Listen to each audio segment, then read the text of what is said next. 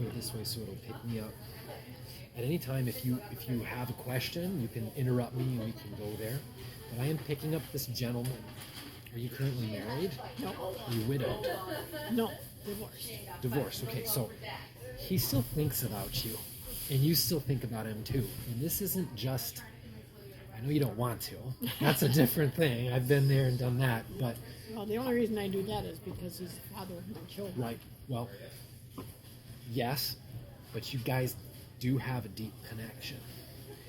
How I put it, your grief that you're still having is about investing all of your heart and your time and your consideration with him to feel like you just get to the 11th hour and the whole house of cards just, it's not a house of cards, but it kind of felt like that when it got to the point because you were shocked when you got to the point of discussing this. It wasn't even like a discussion, really. It was like, what do I do? I feel totally alone instantly like this. There have been many years leading up to it, so you feel a special kind of betrayal. You feel a very deep betrayal. So you still need some time. I'm getting a number 3, so I'm guessing maybe like 3 years or something. There was a process where maybe the last 3 years have been particularly difficult for you because you want to move on.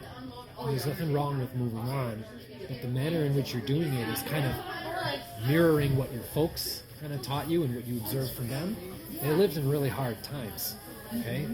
And so the way they moved on was to shut it off, pretend to ignore it, throw it away, so to speak, in the wastebasket, pull yourself up by your bootstraps is what they would say a lot, and stiff upper lip, just get through it. Well, that works for a certain amount of time, but every single human being on this planet will get to a certain point where we break down, and we have to feel what we feel.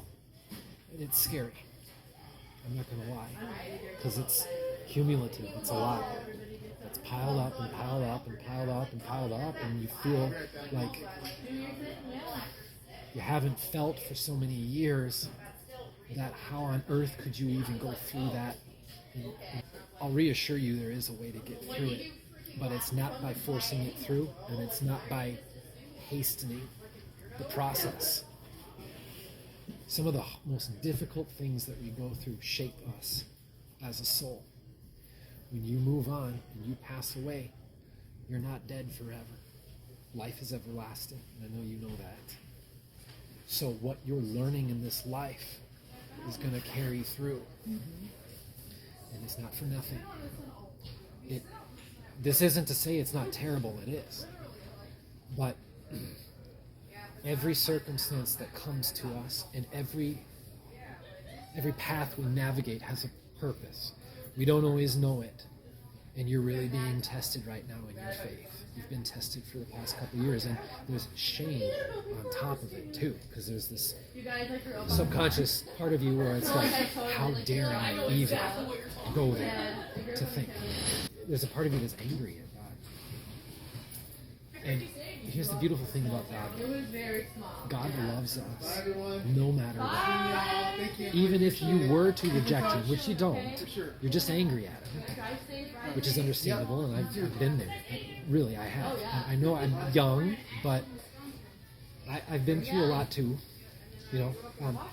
but this seems so impossible to you right now, and a part of that is necessary for you to step into, how would I put it, a dark spot that you don't know where it leads to. And so there's some fear about that, about exploring past what you know. But you, at the same time, you feel frustrated because if you just keep going on with what you know, it's not satisfying to you. Do you know what I mean by this? Yeah, kind of. What to expect